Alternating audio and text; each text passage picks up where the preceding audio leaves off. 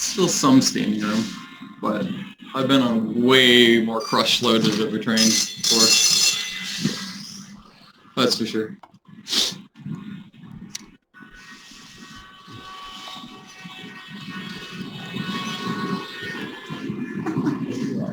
Just observe that. Like, that's not even proper standing room only for a train. It's the sad part. But yeah. And then we all collect.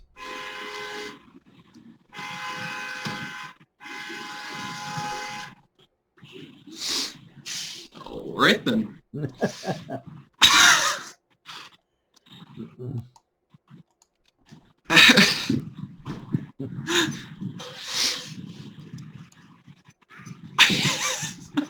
I think with the aggressive honking that a lot of the bus drivers are doing too when they're trying to take off, it's pretty indicative that they aren't very happy about this change either. I think he was bitterly honking at that empty bus that was parked in front of him. Wow, that says a lot. No, they don't like a change. No, they're not. Jesus Christ. No, The driver.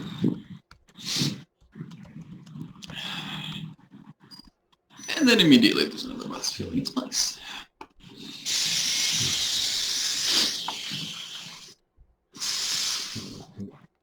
Meanwhile, we got Eli. The fact that this is what they want to spend their money on and do to change things rather than, you know, a bus rapid transit system or something.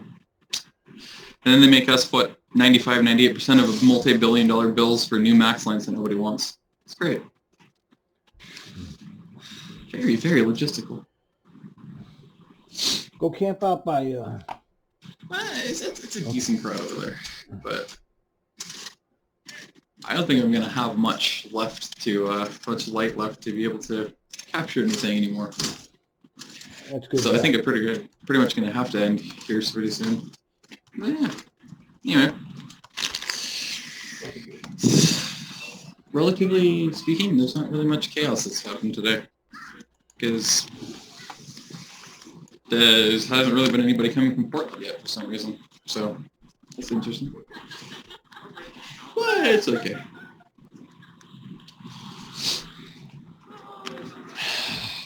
We'll see what happens. And it's too early to, and it's too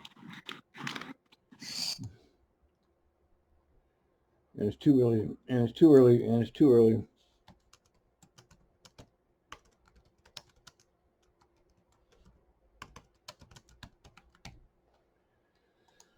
Okay. All right, back to Eli.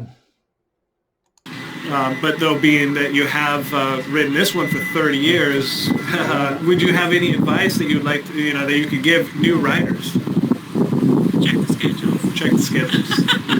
Check the website. And how do you do that? How do you do that yourself? I don't. I only do about changing the I only ask this because that's one of the most frequent responses that I get from people, and they all say the app is fantastic. So I was wondering if you had... I do use an app to see when my bus comes in the morning. Great. And so that was my next question is, which app do you use yourself? Do you do the Trimet app, or is there a specific app that you prefer?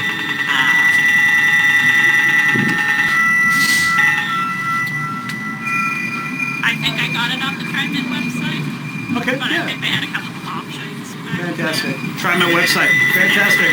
I heard Google Maps also works just as well. Oh, okay. Well, I appreciate your time. Thank you so much. Thank you. This is a 57, one of two currently here at the Transit Center, and its screen literally broke as it was in layover right over here.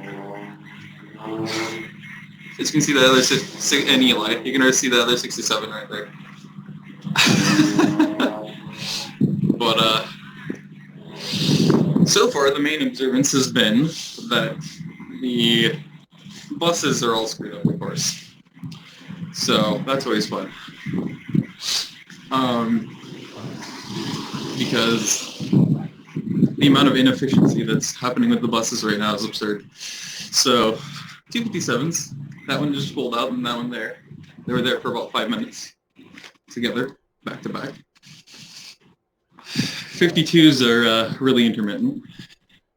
88 was being way more consistent today.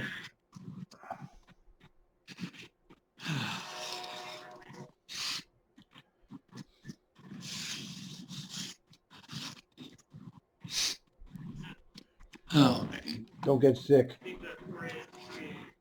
They just both just win without whatever. They'll play against each other on Saturday.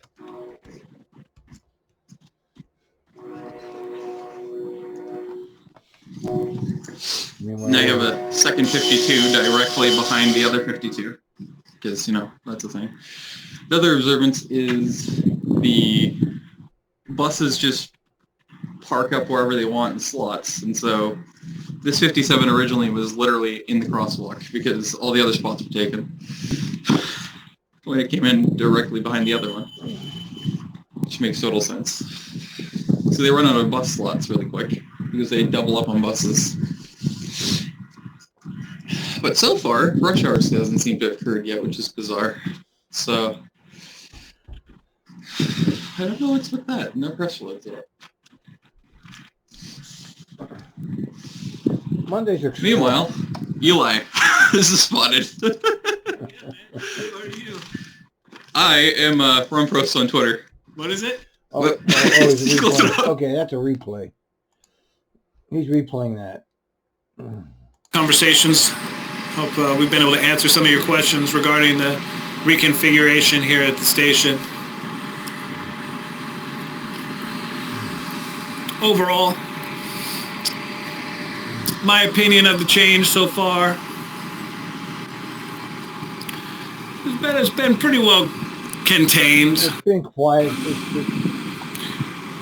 It's unusually quiet. We expect there to be hiccups, and whenever there's a major change like this, so we're not going to really be able to tell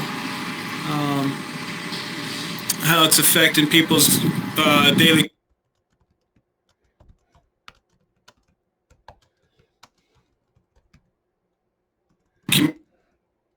At least for maybe 3 months, I'd say 6 months, 90. But I'm sure things will get back to normal this time next year.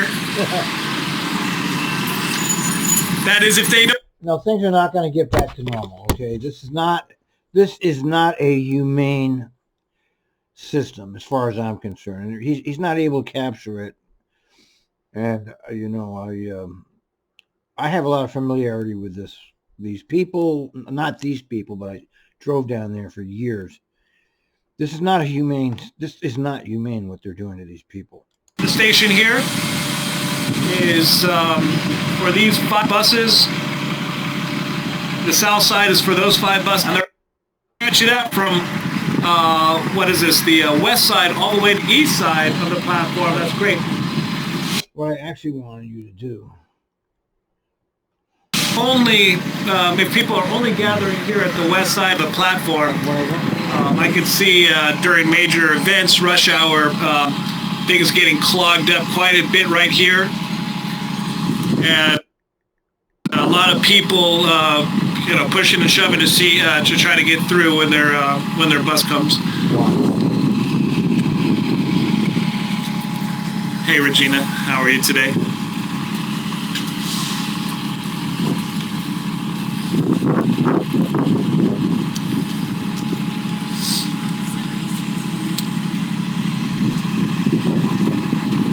Excuse me, sir. Do you mind if I ask you a couple questions about your experience here today? Yeah, sure, go ahead. Awesome. My name is Eli, and we're out here today just wondering how this reconfiguration of the transit station, Beaverton transit station, has affected your guys' travel. So far, it hasn't really affected it. I don't know. I'm just waiting for the next bus to come. So either way. Is this your regular station? It is. Yeah. On a scale of 1 to 10, how do you think how has this affected your trip so far today? It hasn't really affected it. I'm just standing out here in the cold instead of sitting on the bus waiting for it to leave. So Yeah, that's the a good. Right now, that's the point. Able to sit on the bus. I would just sit on it and wait, right? Okay. Have you been riding Trimet for a while now? Sure. Yeah. Is there any advice that you'd like to give to new riders? No, there's not Nothing at all. I don't have any advice for him. No, nothing at all. How about maybe the that's Trimet? right. Maybe help your ride out a little bit better. Oh no, I can't think of anything off the top of my head. Okay. What is this? Is this like a? It's honest, yeah. Just a bunch of transit geeks in the chat here, and basically today being the first day of this reconfiguration, they asked me to come on out here and ask people how their experience is. It doesn't really seem to make sense to me so far, but I mean, I'm not sure the logistics of it. Yeah. I don't understand. I don't see how it helps to gather here to catch the next bus as opposed to just getting on the bus and waiting for it. According to Trimet, it's supposed to cut some minutes off people's travel. So Interesting. That'll be so. we'll find out. We'll find out. Yeah, exactly. Well, hey, thank you so much for your time. Appreciate it. And time is now 5:55. We have looks like we have Portland or Beaverton police coming through.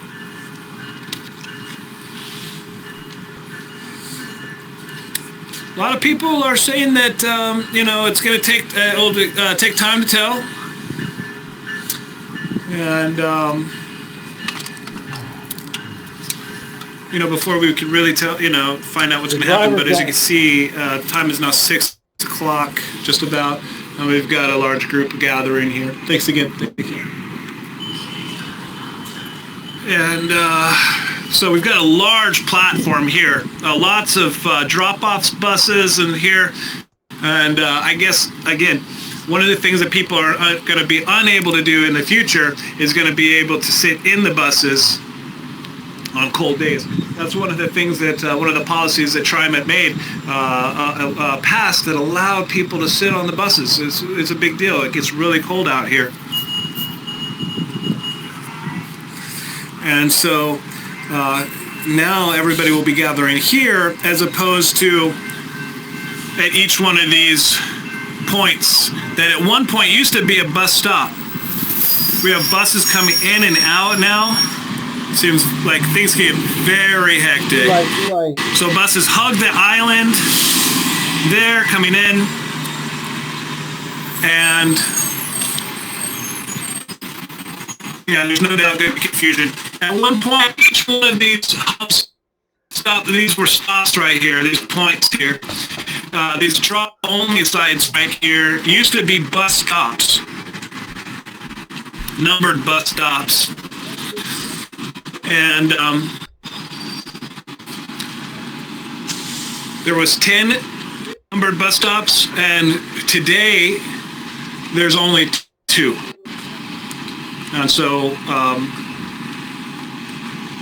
we see what people do, where they're going.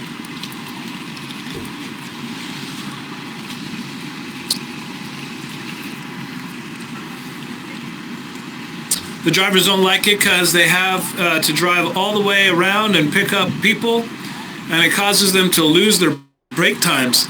That's an interesting point, because before they would be able to drive in and stop at their location, I guess,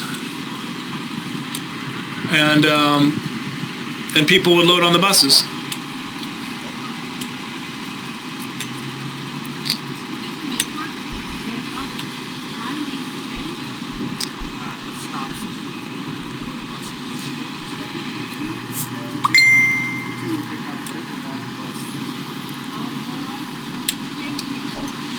Hey, excuse me, do you mind if I ask you about how things have been today, in your opinion? You're working, I totally understand opinion-wise, then maybe I can ask you just logistic questions. The efficiency behind this. People are wondering the reason behind the change. Can you talk to us about that a little bit? That also couldn't answer that, unfortunately, sorry. Okay, well, any advice that you'd like to give to new riders? So awesome. Hopefully it works out better for them. They only have to look at 2 stops, right? Yeah. So you have the 52, 53, 76, 78, and 88 all right here. Yes. Looking out there, yep. Okay. And then on the other side are the other 5 lines, including bus line 20 and 57. Yeah. So for folks maybe waiting for a bus, just make sure you're going to the correct one of the two stops that there are. Okay, fantastic. And that's really simple too. You just get off the train here, and it's just to the west or to the right of the station, and or across. or across, depending on it. The coffee shop over there. So I imagine in the future there might be more like a more prominent sign. I see there's a sign posted there, but Yeah, you can see the little wayfinding signs up there, and there's a few of those around. There's another one there. okay, great. Thanks for answering my questions. Yeah, people are just wondering about how it's going to affect the routine and all that good stuff. Sure, it's a change. And why and all that stuff. So I appreciate it. Thank you. All right, you guys.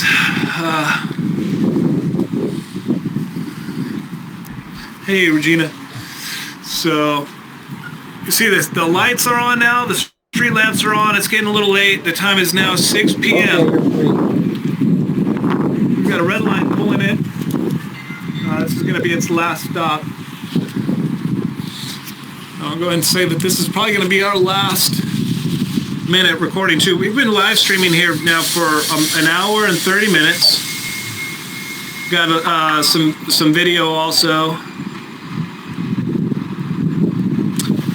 It's a 536 painted on the top, and number 49 in the window. And so, yeah, we're going to go ahead and make our way back home. And tonight we're going to juice. So I will see you guys, let's say in about 2 hours. Because, yeah, in about 2 hours, that'll give me plenty of time.